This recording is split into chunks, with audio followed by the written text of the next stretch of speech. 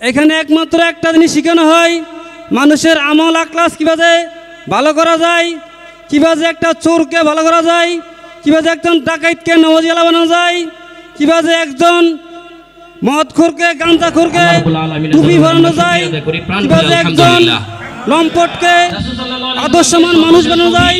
এটা হলো ইসলামী আন্দোলন বাংলাদেশের কাজ। ইসলামী আন্দোলন বাংলাদেশ সারা বাংলাদেশের একটি গ্রহণযোগ্যতা তৈরি করেছে। আপনারা জানেন এই দলের সারা বাংলাদেশের 5 তারিখের পরে কোনো টেন্ডারবাজি নাই, চুরি ডাকাতি হাজারি এবং কোনো প্রমাণ নাই যে ইসলামী আন্দোলন করেছে। কিন্তু আপনারা দেখেছেন 5 তারিখের পরে এক স্বৈরাচার বিদায়ের পরে অন্য স্বৈরাচার রূপ নেওয়ার জন্য চেষ্টা করতেছে। তারা বিভিন্ন জায়গায় চুরি ডাকাতি হাজারি করতেছে, কিন্তু তাদের প্রতিহত করার জন্য ইসলামী আন্দোলন বাংলাদেশ আগে যথেষ্ট। আপনারা সবসময় ইসলামী আন্দোলনের পক্ষ থাকবেন। আগামী দিনের ইসলাম কায়েমের জন্য একটি মাত্র দল যথেষ্ট, সেটা হল ইসলামী আন্দোলন বাংলাদেশ। ইসলামী আন্দোলন বাংলাদেশের মাধ্যমে ইসলাম কায়েম হওয়া সম্ভব। যেহেতু সময় নাই, আমি একটি কথা বলে শেষ করতে চাই। আমাদের সংগঠন হল মানব সংগঠন। আমাদের মুরব্বীরা যখন আমাদেরকে যে নির্দেশ দিবে, যেভাবে সংগঠন চালাতে বলবে, যেভাবে কমিটি দিবে, আমরা মুরব্বীদের বাইরে কখনো যাব না, যাইনি। ইনশাল্লাহ ভবিষ্যতে মুরব্বীদের আলোচনার এবং তাদের সিদ্ধান্ত বাইরে আমরা কখনো যাব না। আগামী দিনের আদা বড় শৃঙ্খলা বজায় রাখার জন্য সবার কাছে আকুল আবেদন, সবাই এই রমজান মাসে হানাহানি হিংসা বেদাত সব ভুলে সবাই এক কাতার হয়ে যায়। সবাই নামাজ যেমন এক কাতারে পড়ি, এমন কাতার সুতা করি, এবং সবাই এক কাতারে আমরা আমাদের এক আল্লাহ, এক রসুল, আমাদের আমির এক, ইসলামী আন্দোলন দল এক, ডিভাইডার করার কোনো সুযোগ নাই। এ পর্যায়ে আমাদের মাঝে গুরুত্বপূর্ণ আলোচনা নিয়ে আসছেন ইসলামী আন্দোলন বাংলাদেশ আদাবার থানা শাখার সংগ্রামী সেক্রেটারি হাজী নুরুল আলম সিদ্দিকী। আসসালামু আলাইকুম ওয়া রাহমাতুল্লাহি ওয়া বারাকাতুহু। আলহামদুলিল্লাহ, আসসালাতু ওয়াসসালামু আলাইকা রাসূলুল্লাহ, আম্মা বাদ, ফাউযু বিল্লাহি মিনাশ শাইতানির রাজীম, বিসমিল্লাহির রহমানির রহিম। আমরা একটু ধৈর্য সহকারে কথা না বলি, হাতে হাতে কাজ করব, মুখে ইশারায় কাজ করব। সবাই খেজমতের লোক হয়ে যায়, সবাই স্বেচ্ছাসেবক হয়ে যায়, তখন আর সমস্যা হবে না। আমরা সবাই আজকে স্বেচ্ছাসেবক, সবাই খেজমতের লোক, ঠিক আছে কি না ভাই? আমরা খামোশ হয়ে যাই। আমাদের প্রধান অতিথি ইতিমধ্যে আমাদের মাঝে উপস্থিত হয়েছেন, উনি গুরুত্বপূর্ণ আলোচনা করবেন। আমি 2 মিনিটে সংক্ষেপে শেষ করে দিব।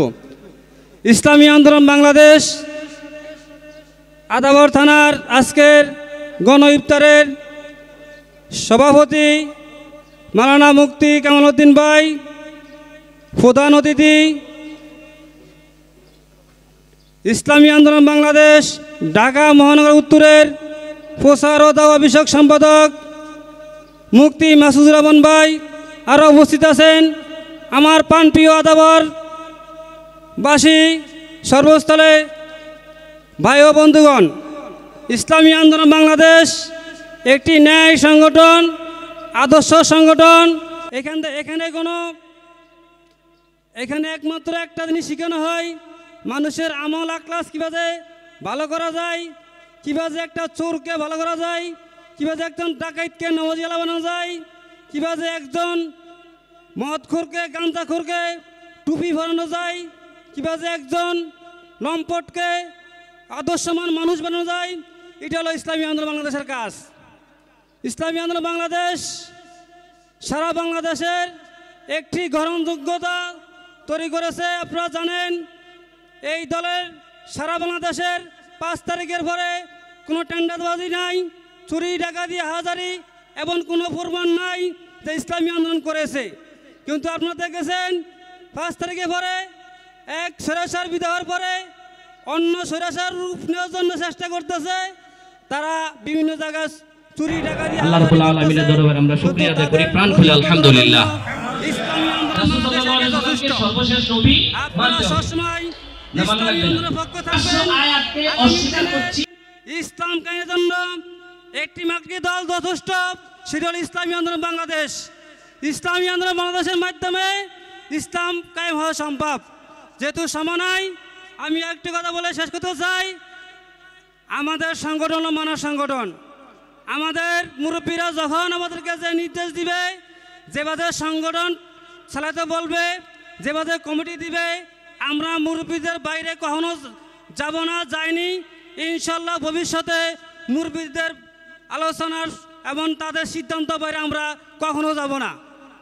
আগামী দিনের আদা বড় শৃঙ্খলা বজায় রাখার জন্য সবার কাছে আকুল আবেদন, সবাই এই রমজান মাসে হানাহানি, হিংসা বেদাত সব ভুলে সবাই এক কাতার হয়ে যায়।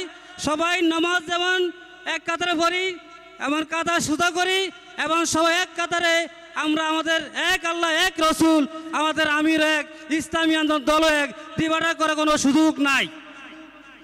এ বলে আমি আমার বক্তব্য এখানে শেষ করছি। আগামী দিনে সবাইকে ইসলামী আন্দোলনের ছায়ার তলে এসে ইসলামী আন্দোলনে যোগ দিয়ে এবং আগামী নির্বাচনে হাত ফাঁকাকে বিজয় করে এবং ইসলামকে কায়েম করার সুযোগ দিন। এ বলে আমার বক্তব্য এখানে শেষ করলাম। আসসালামু আলাইকুম ওয়া রাহমাতুল্লাহ।